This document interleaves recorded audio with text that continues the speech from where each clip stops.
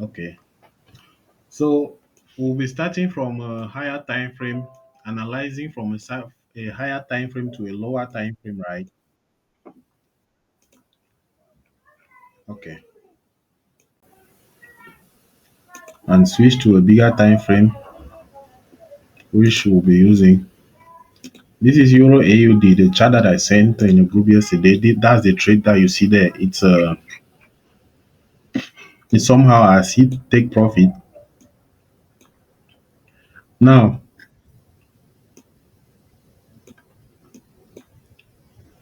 from what you can see here is we had this market here, right? Oh, let me start with a demonstration first. Then I'll look for a bigger market a different market that we can start. So now we need normally we need the market in a bigger time frame to be trending. Yeah, might be trending up, it might be trending down. It needs to be creating valid break of structures, as I showed you earlier, right? Creates valid break of structures, and once it creates this valid break of structure, right? This is a valid break of structure here. This is this is an inducement here, right? This break of structure is valid because it took price took out this inducement here with this move before breaking above this structure. That's why the break of structure is valid. Okay, now here this is also an inducement. Price took out this inducement here with this move before continuing up and breaking above this high, making this a valid break of structure as well. Something like this. Now, looking at this, we have these two break of structures. Where are we looking to enter actually? Where are we looking to enter here? We have just an external POI, right? The POI that was created, the other block that is created. In this case, it should be this one, the extreme order block that is created at this end that caused this move that gave us a break of structure here. So now, when price gets to this break of structure, what are we looking for? We are looking to buy. Now, looking at the, let me check. There was a one chart that I did an illustration on it. Let me just quickly check and get back to you. Right, there was one chart that I did an illustration on it. I know figure out which chart was it, so that I don't need to be doing that illustration. The illustration is really it's really long, right? So let me see. Okay, it's AUD NZT. If I go over to AUD NZT, I should see AUD NZT. AUD NZT. That's it.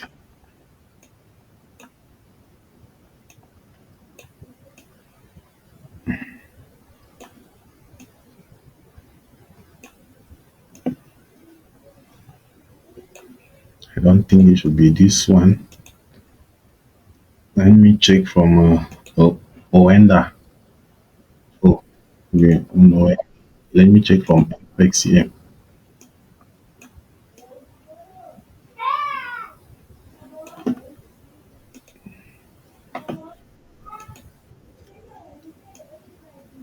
Okay, this is it.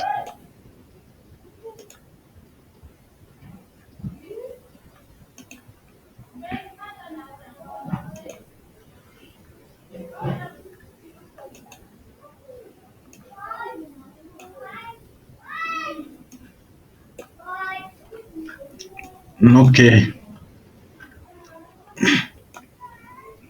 now from here, how do you analyze on a bigger time frame and how do you enter on a smaller time frames, right?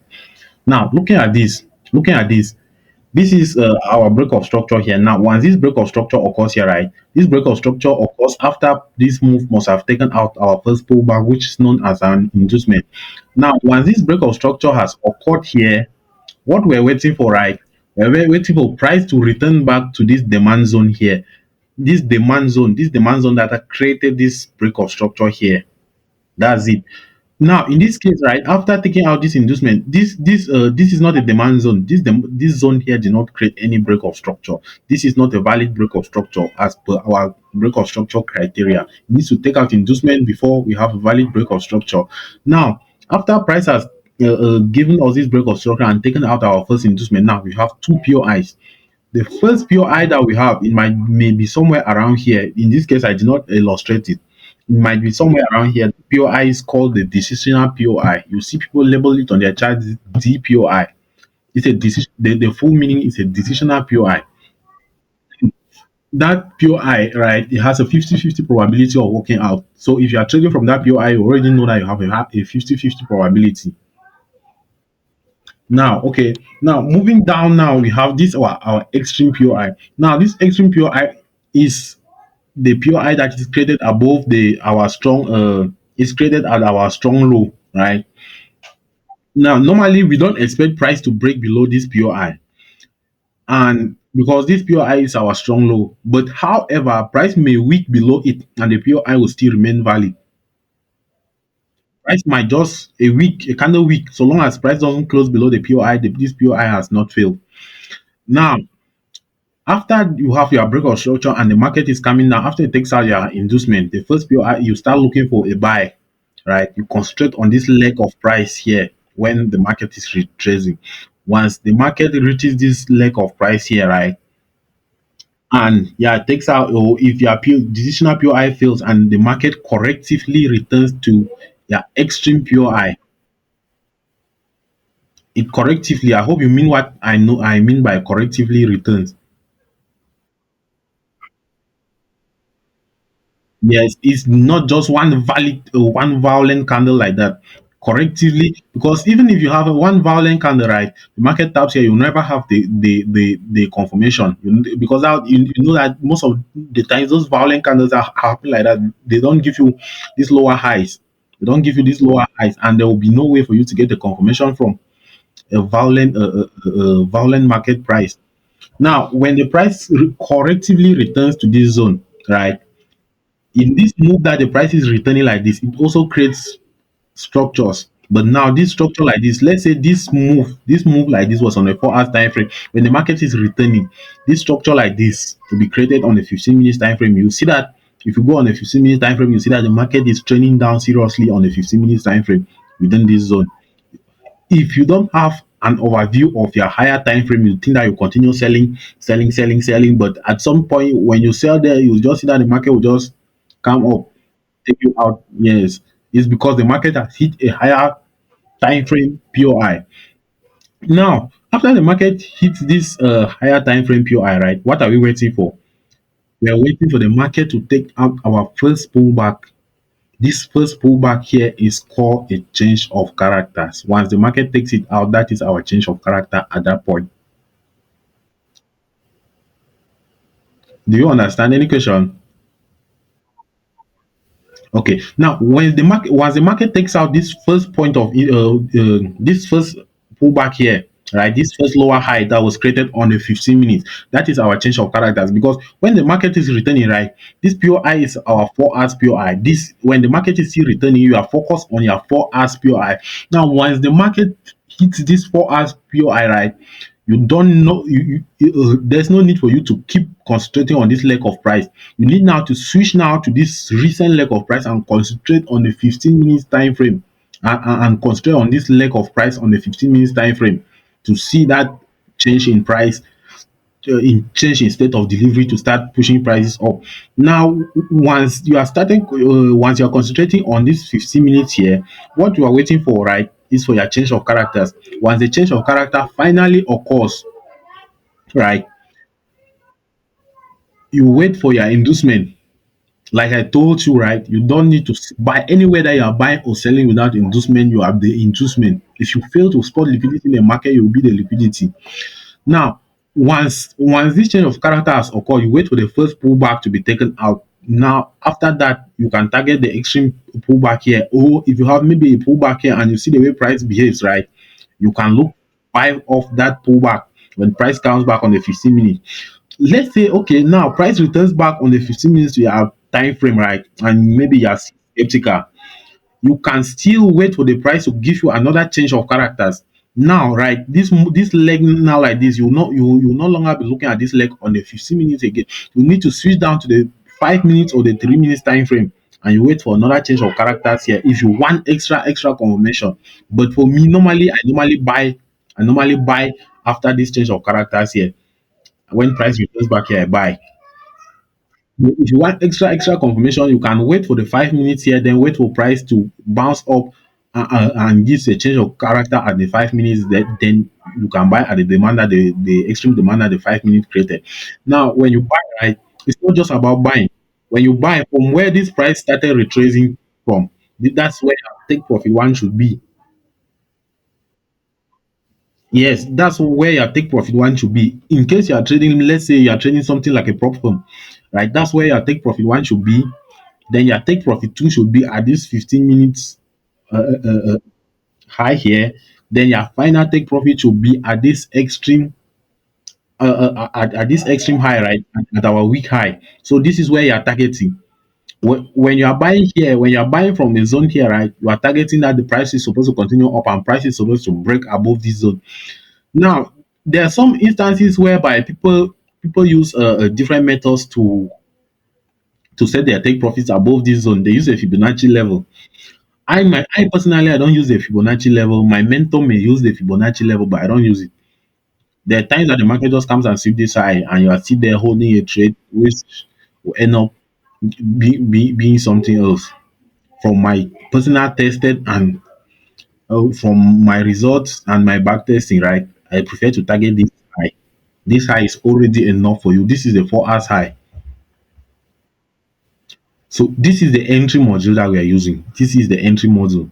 There obviously there are other entry modules where I'm going to be showing you the other entry models as we go by, but this is what you are supposed to be focused on now. Any other entry module will be after you have learned everything. With all of these entry modules, you have many trades in the market. Now, for me, I don't recommend you going down over refining here. Once price taps gives you a change of character. If you are using the 4 hours price taps on the 4 hours demand zone, gives you a change of character on the 15 minutes and takes out an inducement, then taps into your point of interest. You are good to go. You can buy. Now, if you buy in that case, now there will be this 5 minutes P1. You will not have this high. So where will your stop your take profit one be? This is where your take this is where your take profit one should be, and this is your final take profit here. Then your stop loss, right? The stop loss now. There there are times that price might come back and still be slow. It just comes and like yes, just like sweeps it. It's just when the market is looking for more external liquidity to take out. Now, if you buy from here, right, I recommend you put your stop loss here. But in case maybe this zone is not that really clear, then I recommend you put your stop loss under this big low here. Of course, yes, of course, this will give you at least a risk to reward of 1:5. This move here should give you at least a reward of 1:5. So this is how your position should look like, right? This is how your position should look like. Oh, sorry about that. If you decide to keep your stop loss on this low here, that is how your position has to look like.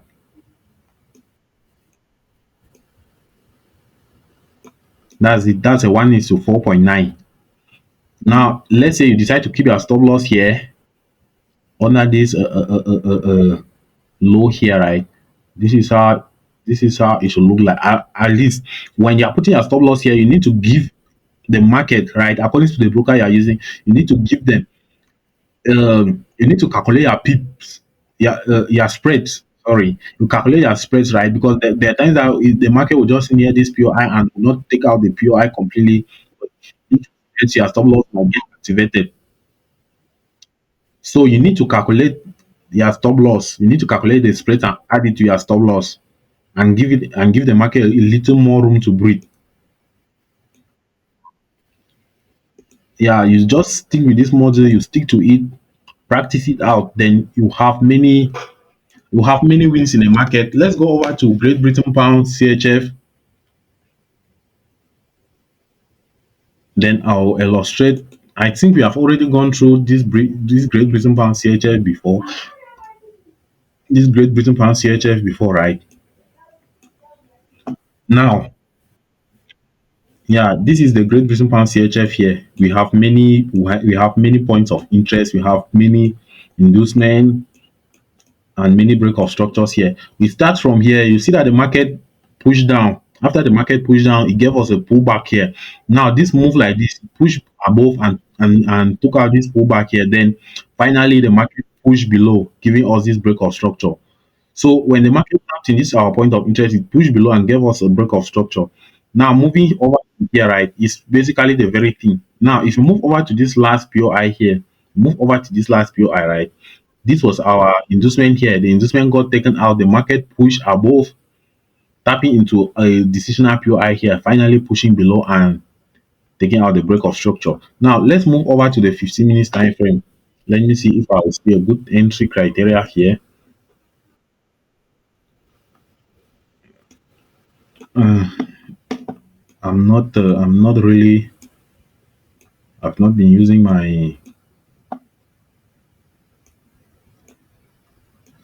I've not activated my trading view yet. So, yeah, it would have been better if we were backtesting, but at this point in time, we are not. I don't have the replay function yet.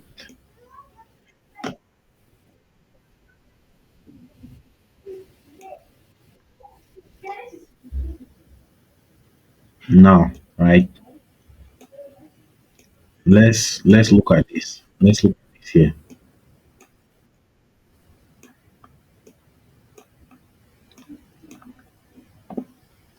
When when the market tapped into this our point of interest here, right? The market pushed below, but it failed to take out our first higher low here. You see, right? Now, so what we're waiting for is for confirmation. Now we never had that confirmation. Now, if you see here, right? This is our higher high here. This is our higher high. This is the highest point and this range. Now, when the market tapped into this one now, the market finally gave us a change of characters here. Look at it. This is our change of characters here. This is a 15 minutes time frame. Like I told you, this is our change of characters at this point. Let me let me minimize this so that the chart should be a little bit clearer. So let me just delete it completely. I'll I want to label this. Okay. Now, when the price tapped into this, right, it pushed down and finally gave us a change of characters. Now, when price gave us a change of characters, what are we waiting for? Like I earlier told you, right, we're waiting for the first pullback to be taken out. This is the first pullback here. This is our first pullback here. Now, this is our inducement in this case. Now that this inducement has been taken out now, where do we have an unmitigated POI? Now, if you start from here, right, this is the POI here. This big candle is the POI. This is the highest candle in this range. So it's the POI here. If you mark this POI out here in this, you see that there's no basically no imbalance before it because this move already mitigated the POI. If you move this one here, right, see that this move was already mitigated at that point. Now, which left us with only one POI. Look here, right, after this inducement has been taken out, this is the only POI that was left mitigated here. This POI like this.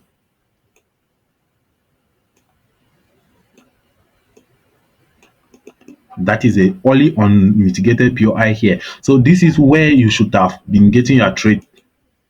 Sorry about that. I used the wrong tool. This is where you should have gotten your trade, right? This is how your trade should have looked like. But if let's say you are more aggressive, this is somewhat how your trade should look like. But yes, if you are more liberal, this is how your trade should look like.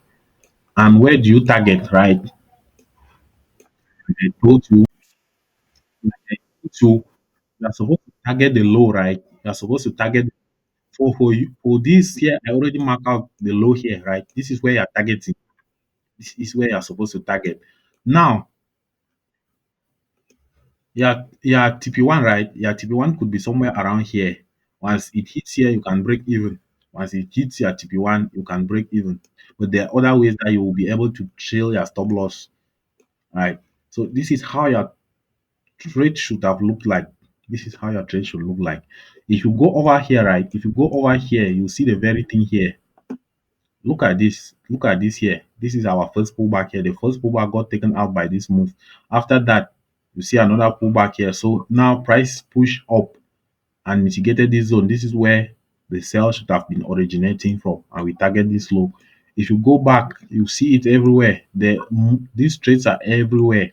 These trades are everywhere. This one here, I already knew what was going to happen. So with experience, right? With experience, you can know many of these things in the market, like I already do, because I don't need to wait for all of those confirmations. I can have a confirmation here before you do, because if you look critically, this is where you were supposed to start. This is where you were supposed to sell. After this change of characters here, right? After this change of characters here, are you getting me? Okay. After this change of characters here, right? We wait for our first pullback to be taken out. We should act as our inducement before our sell.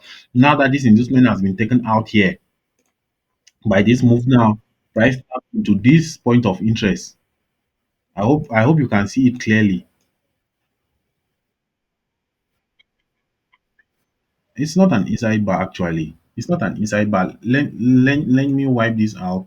Then you can look at it right. Now, look at this. This is our lowest candle in this range. This is our lowest candle. Let me show you something. There are many of these structures that when you're looking at an entry on a smaller time frame,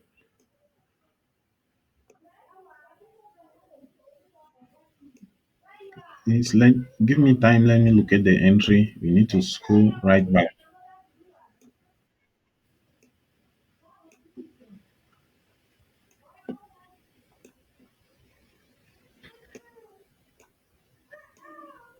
Now, when I'm looking at an entry, right, I need to cross-reference most of these time frames because on the smaller time frame, there are a lot of zones that are not right. So you need to cross-check them. So if you look here, right, this is the zone. This is the zone. It was not visible on that time frame. So once price took out this our inducement, price tapped into this zone. This is not an inside bar, as you can clearly see now. When price tap into this zone, this is where you should have been looking to sell, and you target. Sorry, I don't even know where this thing was again. You target this low. As simple as that is. As simple as it is. There is no need for you to complicate your structure, right? That is how you are supposed to trade. That is how you are supposed to trade. The more complicated things are, I will be showing you, and maybe I will also be making it into videos that these guys on YouTube might have to watch. But not everything. I don't think all everything will be posted on YouTube. Those are one personal classes. Yeah, they'll need to contact me personally. Yeah. So yeah, I think that will be all for today, right? I'm going to send you some video links, right? I'm going to send you some video links. You take time and you go through it. You will reiterate this very the idea that I'm teaching you. Yeah, you will spend tomorrow and the day after tomorrow watching them. Then you take out time, you practice this, you map out it right. All of these things I'm teaching you, they will not make any sense if you don't map them out. Yes, if you don't practice. This is it's basically the very thing I was looking at, right? Some people actually what you see many people on this on YouTube teach, right? Many of them don't trade that, and it is very bad. They're giving trading a very bad name. You see somebody busy teaching support and resistance, which the person trades ICT. This is a strategy I teach. This strategy I teach is a strategy I trade. I've traded. I did not start trading today. I've been trading for 4 years. I've traded support and resistance. I've used indicators. I started with indicators. I switched to support and resistance using diagonal support and resistance, which many people call trend lines. I've traded it. I've traded ICT concepts. The reason with ICT concepts is they don't have a clear organization, a clear order flow that you can just follow like this, and you know that no, this is what I'm going to do. You get up today, maybe you are trading turtle soup. You get up tomorrow, you are trading Asian session or sorry, how did you begin? Yeah, you get up tomorrow, you are trading that. I've traded SMC, right? Basic SMC. They dealt with me as well. Before I started trading through SMC, basic SMC has dealt with me. So all of these things like this, I've gone through it. The basics is you should practice very well, and stick to one concept. My mentor always says every concept works. It just depends on who is trading it and how you are trading it, and that is true. Every concept will work. Every concept will work. Stick to one, practice it and master it. No matter what people say, no matter the fancy things you see on YouTube, these fancy things you see on TikTok, forget about them and stick to your concept. Once you finally master those concepts, the people that you are seeing those fancy things will be the one contacting you behind to ask you, how are you doing this one? How are you doing that one? I have many. See, right? It's just that I cannot go out and be posting about people that are already mentoring people. I have people that mentor people that are asking me to teach them. I have them. The messages on my TikTok here, you take them, you see them. Even on WhatsApp, I see them. I see them, and I'm just like, I don't really think there's anything I can teach you, because the way they are put their self out there, right? They will not be humble enough to learn. It's so much. It's until the market humbles you. It's until the market humbles you that you sit down and you study and you go through your concepts again. Because I ain't like this. There are days I make mistakes. There are times I make mistakes. Most of my losses, I took 3 trades today. I lost one, and that one I lost was a mistake. It's not because the strategy failed or something. I made a mistake with the trade. I did not analyze. Yeah, there was something I missed. So you need to practice consistently so that you will get used to the concept, because those mistakes will be there. Those mistakes will be there. The market is not just clean and clear that everybody can just get to the point. There days that there's a day that you will get up today. You think that okay, I'm waiting for confirmation here to get up and buy tomorrow. Then you get up tomorrow again, you do analysis, it shows you that those buys yesterday were not really that. It shows that no, I was supposed to start looking for sales. So there are types of days like that, but stick to your strategy, practice it, and make sure that you do your best and to avoid mistakes. To avoid mistakes and let, because there are times that the strategy is not 100%. If you study very well and you don't make mistakes, you might have around 76, 78% win rate. Yes, yes. So that's how the strategy works. And if you are patient enough and you select your zones correctly and wait for confirmations, it might increase maybe to 80% of the time. But obviously, you make mistakes with emotions and risk management and all of those things. So yeah, make sure that you practice this very well and go through it. So if you have any question, you can ask.